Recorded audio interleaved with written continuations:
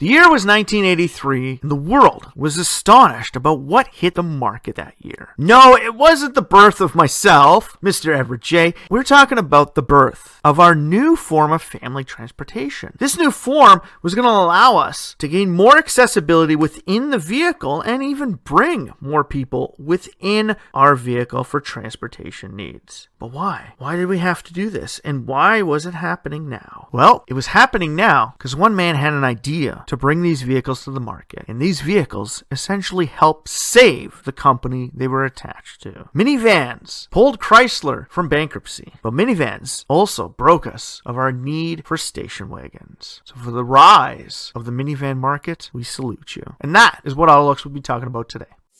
AutoLooks.net Autopod, streaming day or night, coming right at you, right here, right now.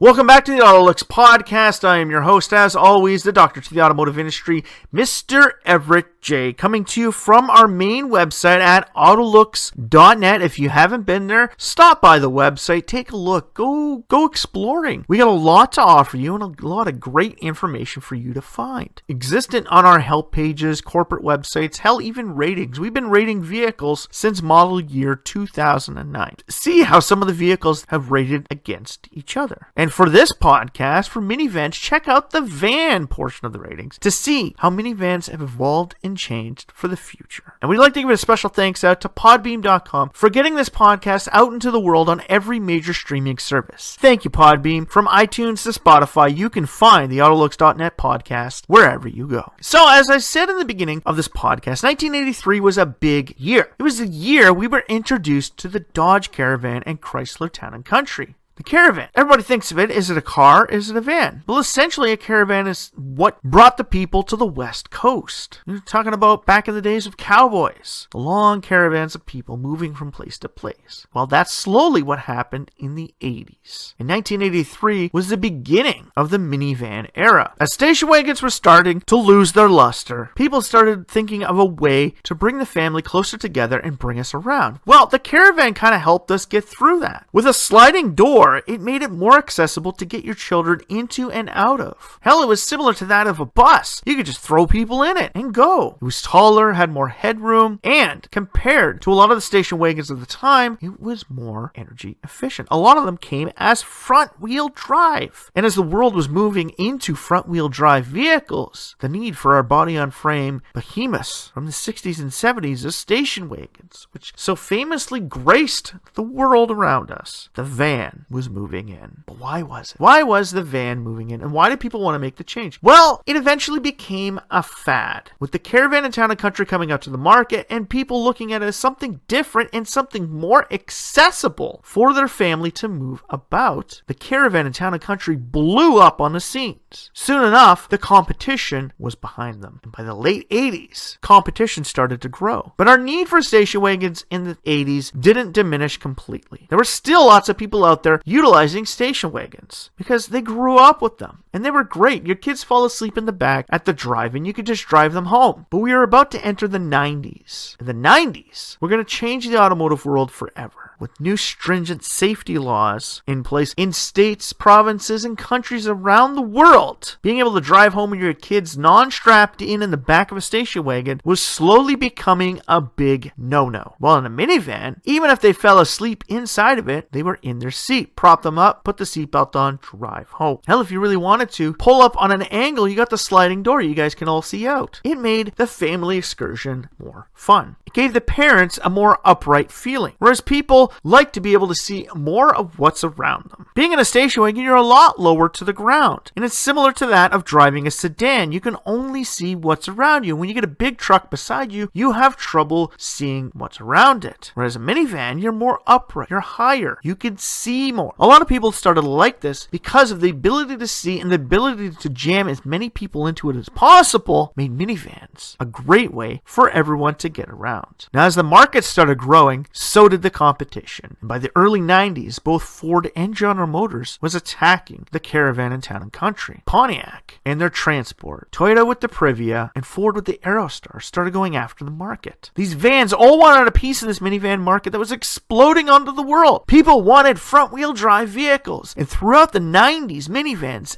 were everywhere. Everybody wanted a minivan, and because of that, a lot of vehicles started forming partnerships with each other. But with Chrysler holding nearly 50% of the market share, still, it was anybody's game in the other 50%. So, General Motors with the Transport, the Chevrolet Lumina, and its Buick counterpart all went after the market. Ford with the Aerostar. Remember the original Previa? It was a giant bubble, but it maximized space. Mazda had the MPV van, the first all-wheel drive minivan for those people who live in rural areas. They made it easier for you to get around on back roads, because not everybody lives in a central core. And Ford and Nissan formed an alliance where the Nissan Quest and Mercury Villager came from. You started seeing the competition come out. And not everybody can just sit back and watch this go by. Honda originally developed the first four-door van, but as the future later dictated to us, the original Odyssey wasn't really a minivan, as its tall roofline and 4 accessible hinged doors made it more of a crossover. Second generation would prove to us that sliding doors were in, and the minivans were in. But with every great thing, every major market out there, they all rise and they all fall. By 1996, we were hitting a peak in the minivan world, where just about every major car company had their own minivan. And this was riding all the way to the early 2000s. Even as the SUV craze started picking up ground in the late 90s, with products like the Dodge Durango and even the Ford Explorer, people still look towards products like the Odyssey, the Sienna, and the Caravan. They wanted minivans because minivans were better on gas. The sliding doors made it more accessible, you had ample headroom, and by this time, people were starting to move more products into them. Hell, you can utilize minivans for anything. I know people who have minivans who use them as their trucks. They pull all the seats out, and they can even get an 8-foot sheet of drywall into their van. So people saw the usage in that. Dodge brought out a mass quantity of cup holders. Then they brought in the dual sliding door. And then they tricked everyone over by making it easy for you to take the seats out. This was the biggest game changer out there. Whereas minivans before were just like original cargo vans, just better on gas. You could fit everybody in it. It was better on gas, but now you could take the seats out and utilize it as a covered truck. And as everybody still wanted front-wheel drive vehicles, the minivan was still going. So by the early 2000s, minivans were in. Wagons were on their way out. But the minivan craze can't last forever. And really, it couldn't. As the early 2000s gave us products like the Kia Sedona and the Hyundai Entourage, the great fall of 2008 showed us that our SUV craze, which is slowly gaining traction, might retract. We might start losing the SUV craze due to the price of gas. But by 2009, when gas prices started to retract, minivans became less desirable. They became the image of the slow and boring. SUVs were slowly becoming the new family hauling vehicle.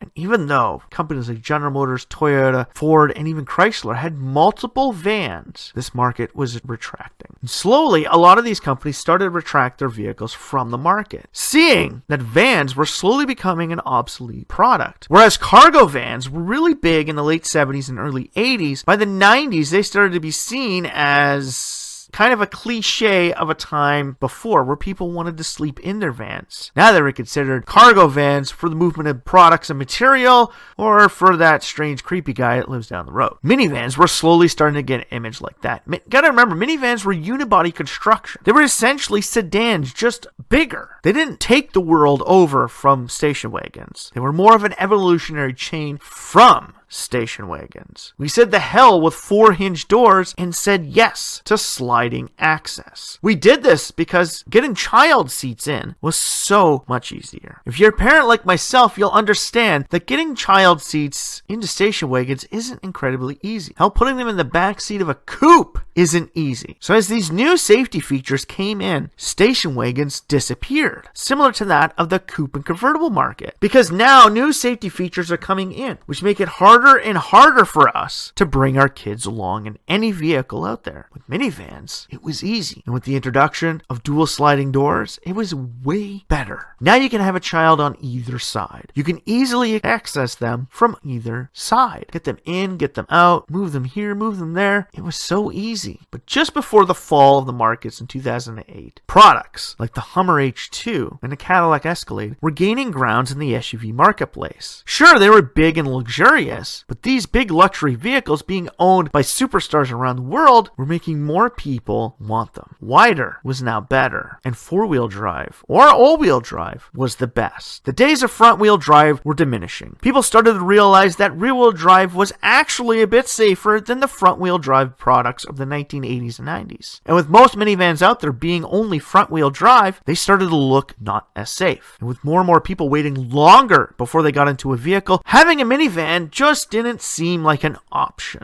To have this big, heavy vehicle in the ass end, which only drives by the front wheels. You couldn't have it that way. No, like these things were death traps in a snowstorm. And as we watched our parents push these vehicles out of snowdrifts when we were children, we said, no, we want all-wheel drive. But at that time, even with gas prices the way they were, all-wheel drive was only a thing in the utility marketplace. And as CUVs and SUVs started gaining more traction, due to the fact that they had the all-wheel drive capabilities, minivans started to diminish. Right at the end of the minivan craze, companies like Volkswagen finally got into the minivan market. Teaming up with Chrysler to build the Rutan, it only lasted a few years in the North American marketplace before diminishing. General Motors had an extravagant amount. They had the Chevrolet Uplander, Saturn Relay, Buick Terrazzo, and a Pontiac Montana. And before it, they even had the Oldsmobile Silhouette, all built off the same platform. They may have looked the part of all-wheel drive to try and distinguish you away from buying that CUV on the lot, but these vans, their days were numbered. People didn't want them. Vans were disappearing from the world stage. And as the market retracted and went more towards crossover utility vehicles, more and more companies got out of it. Soon enough, the memory of the Hyundai Entourage was no more. Buick not having a minivan was gone. Pontiac and Saturn were completely gutted and disappeared during the financial crisis, so their vans were easy to kick the bucket. Ford slowly transitioned over to the crossover world with the Ford Flex, essentially bringing up the old Ford LTD station wagons from the 1980s and stretching them upwards to give you the Ford Flex. 4 hinge doors and ample headroom. But its odd looks and the fact that crossovers were still seen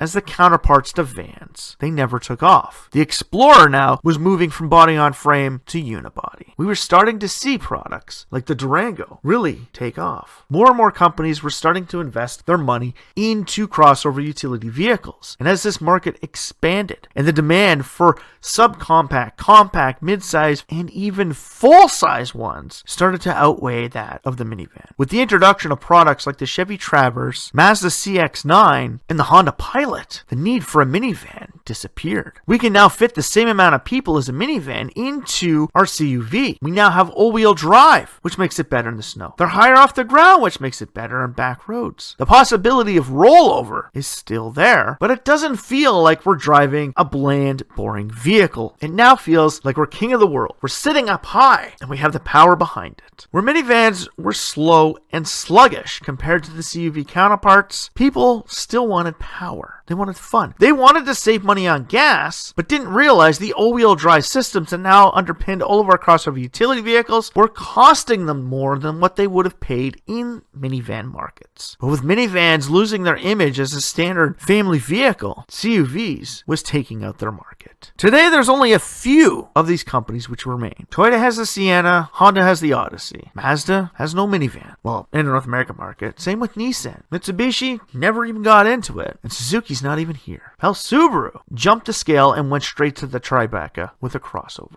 And now they have the Ascent. Volkswagen pulled the plug on the Rutan. General Motors completely cut minivans out of their entire marketplace and doesn't even have a single one this day. Whereas today, ALVs are slowly taking over for where sedans once stood in a product lineup. CUVs have completely taken over for the minivan market, but not everywhere. Minivans are still seen by some people available as a usable vehicle. There are still customers out there who require them, just like there are still people out there who want a coupe, who want a station wagon. So the market's there. It's just not as big as it once was in the 90s, when every major car company had a van in the marketplace. Now everybody has a crossover utility vehicle in nearly every segment of that marketplace. From micro to full size, CUVs have all of them. Minivans only ever had one counterpart in a North American climate, and that was the compact van, which only came available from Mazda. When the MPV disappeared, the Mazda 5 took over and the CX-9 grew up. But eventually we know what happened to the Mazda 5, whereas it still had that van cliche. Even being a compact van, it had the cliche of being a van. And that, on top of all-wheel drive, essentially killed the minivan in the market. Today, companies like Toyota have added all-wheel drive to their vans to make them more inspiring to the people who want the all-wheel drive system in it. This allows them to gain the same traction as their crossover utility market, but they now have more interior room than the CUV. The minivan market isn't completely down and out. It still exists, and it actually still exists in a decent number. With Toyota still selling many Siennas and the Odyssey going strong, Chrysler still actually has two products. They have the Caravan and the Pacifica. Soon enough, the Caravan will be killed off. But in select markets, the last generation Pacifica is being rebranded as either a Voyager or a Chrysler Grand Caravan. They're only doing this because they know they still own that market. And when they make money off of it, it essentially becomes the bread and butter for the Chrysler division. You have to hold on to it. People still want a big vehicle, and there's still people out there that like them. I'm not a big minivan person, but yes, I do have my choices if I went out and bought one. There are only really two that I would ever look at, and I'll only look at them because of their style. But minivans aren't completely dead. Asian markets still have lots of vans. Japan has a lot of the key vans, and China actually has tons of minivans. The minivan market is actually exploding in China in the luxury part of the market, with companies now like Hongqi, Guangzhou Automotive Group, Lexus, and Buick going after luxury minivans as new limos of the future. The minivan market may have a fighting chance. We may never see these products on North American shores, but the minivan market will never be dead. It is a product that people still require and still want. Station wagons have essentially become a cliche item of the past. Whereas sedans are slowly being pushed out by active lifestyle vehicles, the minivan could just merge with the crossover. By adding all-wheel drive and a more friendly front end, the minivan of tomorrow will be more inspiring to people who want to move their families. So even though you don't see as many minivans going into a place like Six Flags, I went to Darien Lake one year and every second vehicle in the lineup was a minivan. When I go to Canada's Wonderland now, every second vehicle in the lineup is a CUV. So you can see how the market has changed, how the perception has changed. But again, the market was changed due to technology. Everybody in the 80s thought front-wheel drive was way superior than rear-wheel drive, where most station wagons were body-on-frame rear-wheel drive vehicles. And with people being pushed into the minivan marketplace for front-wheel drive family accessibility, wagons slowly died out. But now, with minivans holding on due to specific markets, they can hold out against CUVs. Will we ever see them as big as we did in the 90s? No. Not unless everybody at tomorrow says, I don't want a CUV, I want a van. If the market completely changes the perception on it, then yes. But as of right now, the minivan in the North American marketplace is at the bottom of the barrel. So in the end, really have minivans died out? No. They've retracted extensively since the 90s, but they haven't died out. They haven't gone the way of station wagons, and not nearly enough as the way of sedans. They are there. They are just not in the same numbers they once were. Will this van market pick up in the future? There is a possibility with more people wanting to move into it, but now with less people wanting two-car driveways, the van market of tomorrow may be more inclined for point-to-point services, such as ride-hailing. So yes, vans of tomorrow will be required, just not in the way you think. So if you like this podcast, please like, share, or comment about it. Send it off to your friends, to your family, to your co-workers. Tell them all about this. Ask them, who has a minivan these days? Seriously. And why did you buy the van over the CUV? Like, why do you own a Pacifica and not a CX-9? These are the questions we need to ask these people, because they are the reason why this market isn't completely gone. And after that, stop by the website, AutoLooks.net, and take a look at some of the vehicles we're talking about, some of the minivans that even existed back in the 90s that you probably forgot about. Quite a few of them are there. Check it out on AutoLooks.net. And while there, stop by and see what else the AutoLooks team has to offer. And thanks out to Podbeam again for getting us out onto all major streaming services. From iTunes to Spotify to even Amazon Music, the AutoLooks podcast can be found anywhere. So for myself, Everett J, and the whole AutoLooks team here, strap yourself in for this one family ride on a minivan.